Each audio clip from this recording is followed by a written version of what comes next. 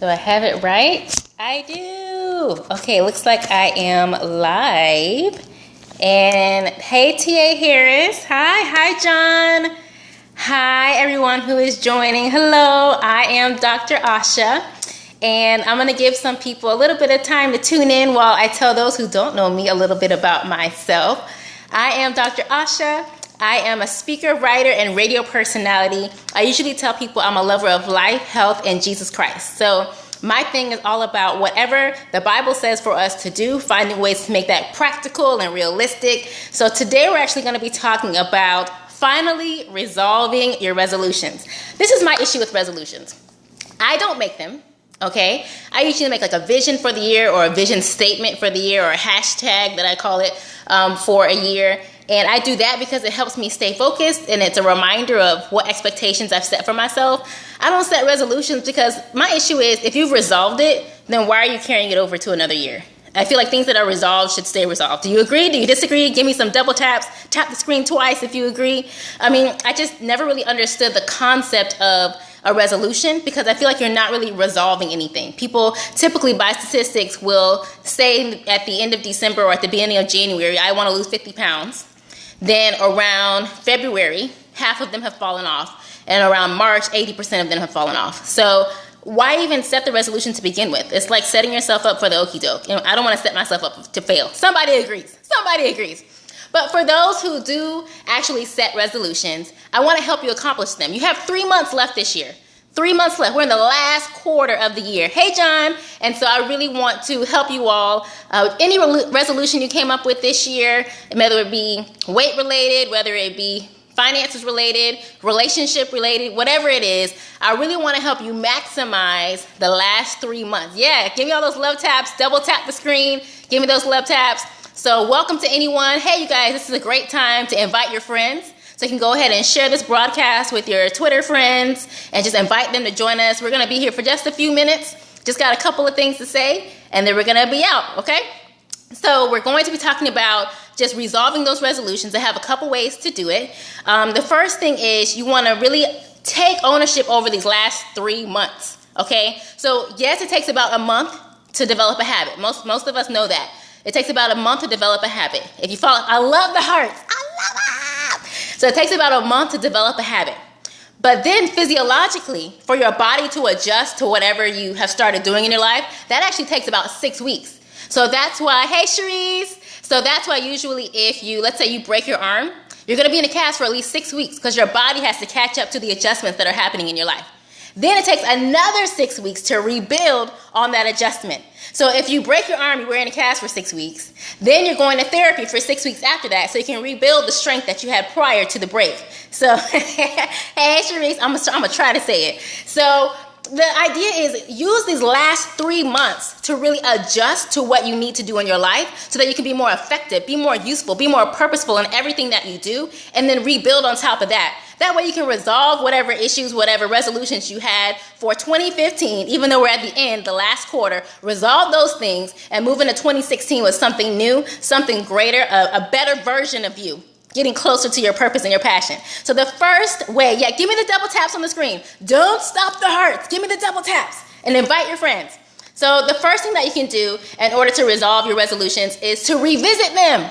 How many of you have a list of things that you wanted to accomplish this year? And you looked at the list, maybe every day in the beginning, then it fell off a little bit, and now you have no idea where that list went. It's buried in a journal somewhere, it's in your computer, it's on a napkin somewhere. Revisit your list. You have to go back to the promises that you made for yourself and the expectations that you had for yourself. Especially if it's something like, I want to be more healthy. I want to lose a little bit of weight. Well, if you forgot that you wanted to lose weight, but you're steady sliding to Chick-fil-A every day, that's going to be an issue. So you want to look at your list and then say to myself, why? What is my why? Why did I say I wanted to lose weight? Why did I say I wanted to be financially fit? Why did I say I wanted to start a business? Why did I say I wanted to enhance my marriage? Why did I say I wanted to go back to school? What was in me that made me write that resolution down? Was it because other people told me that I should do that? That's probably why you fell off. Or was it because God put a seed in me that said, you know what? It's about time to launch out. you're going to start a new business this year. It's about time to launch out. Or is it that he put a seed in me that said, you know what? I've got some things for you to do, but you're going to need to lose a little bit of weight to get that done. I need you to be more mobile. I need you to be more in control of what your body wants. I need you to lose a little bit of weight. Or did he say, I want your marriage to be an example to other people. So I need you to invest more in the marriage that you have. And that loved one that I gave you, your rib, I need you to invest more in that rib. Why did you set that resolution in the first place? You have to figure out what your purpose was so that you can commit to the resolution all over again. You have to first answer your why. I love the double taps. So you're going to revisit those resolutions. And then after that, you're going to make sure that you refocus the resolution. A lot of times we will make an unrealistic resolution. If I say to myself, I'm going to lose 50 pounds in 2 months, that's unhealthy. We should only be losing 1 to 2 pounds every single week. So to say I'm going to lose 50 pounds in 2 months, that's only 8 weeks. At max, I should be losing 16 pounds. So I need to refocus that and say, okay, I've got 3 months left. I need to lose some weight.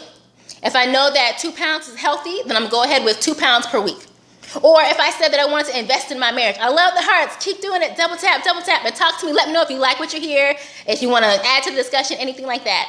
Or if I said, you know what? I said that I wanted to invest in my marriage and I was going to take my wife out on a date every single week. But if your schedules don't match up, if you have a night job and she has a day job, there's no way that's going to work. So refocus that resolution. You might say, okay, I'm going to stay up a little bit later so that when she gets home, I'm ready for her to get home and I have some food prepared. Or maybe as the wife, you're going to wake up a little bit earlier and you're going to set aside his lunch bag, write a little note in it, and just make him feel nice before he leaves for work. Or maybe you're going to do more on the phone communication, or maybe some more texting or some special emails. Whatever it is, you have to refocus that resolution. Maybe you want it to be financially fit, but do you set aside time every week to look back at what you spent? Do you set aside time every month to look at your budget for the next 3 months? You have to refocus the resolution that you set. Maybe you said you wanted to get healthier and you wanted to put on a little bit of muscle weight, but where in your schedule do you do physical activity to put on that muscle weight? Do you actually sit down and analyze the availability you have in your schedule to get things done? You have to look at, did I really address my why with the things that I'm doing to support this resolution? Because if not, it's not going to work for you. And if it doesn't work for you, you're going to fall off and you're going to continually make the same resolutions every single year. So you have to break down, how can I get my resolutions accomplished in the next 3 months, the last quarter of the year, 12 weeks to go. Then you're going to relaunch those resolutions. Listen, folks, you do not have to wait until January 1st, 2016 to better yourself. You do not have to wait until January 1st, 2016 to better yourself. If you've already identified something that you need to be doing, if you've already identified a habit that you need to break, if you've already identified levels that you need to go to, places you need to go, people you need to reconnect with, why not do it now? Relaunch now. Go in with the same vigor you would have if commercials were telling you that it was time to do it, if newspapers were telling you it was time to do it, if social media and fun little memes on Instagram was telling you it's time to do it. Guess what? Dr. Asha is telling you it's time to do it.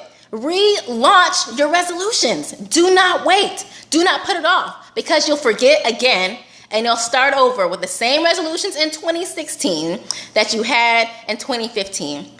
And then finally, resolve it. Stop inviting old issues into the new year. Stop inviting old issues into the new year. If it was weight this year, it shouldn't be weight next year.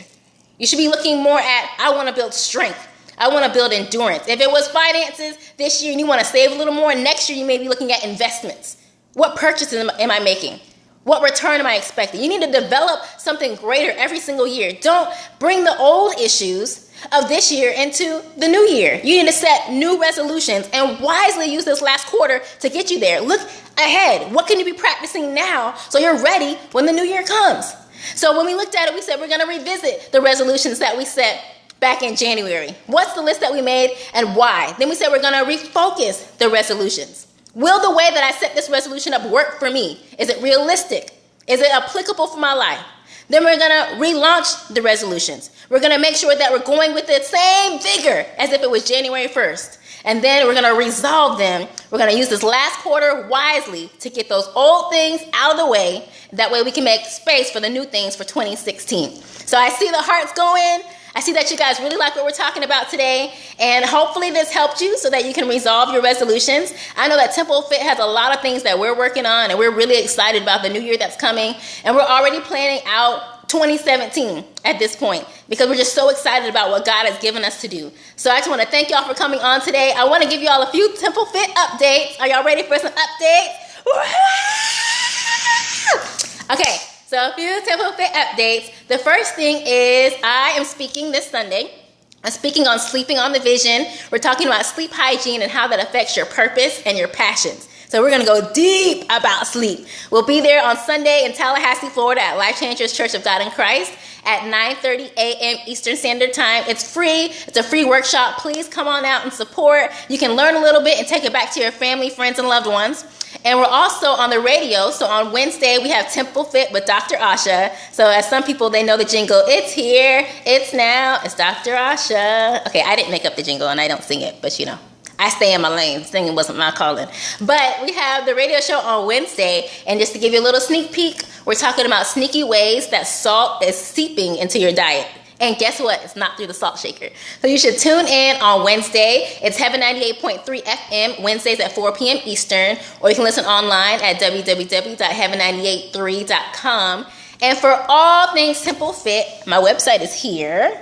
You can go to www.drasha.com. And you can subscribe to our blog. You'll get tons of tips on health by the Bible. Health by the Bible. You get tons of tips on health by the Bible and really how the word steers us. And it's not just about physical health. It's social health, mental health, occupational health, intellectual health, spiritual health. I mean, it's health as a whole. Health as God ordained it. He wanted us to be complete creatures, and he wanted us to prosper and be in health even as our souls prosper. So that's what we do here at Temple Fit. Hopefully you all enjoyed today's Periscope. We'll be doing a few more. This is just my third one, I think now. My third one. I did 2 this week. So definitely follow Doc_Asha. That way you'll get heads up on shows. Sometimes I air them on here before I air them on the radio. And you'll get heads up on what Temple Fit is up to and the great things that we're doing in the community. And other than that, I love the hearts. You guys are going crazy on the hearts. I love it. Other than that, I mean, if you guys have any questions, I'll answer questions. But if not, hopefully these tips worked out for you. And I hope to see you guys on the next go.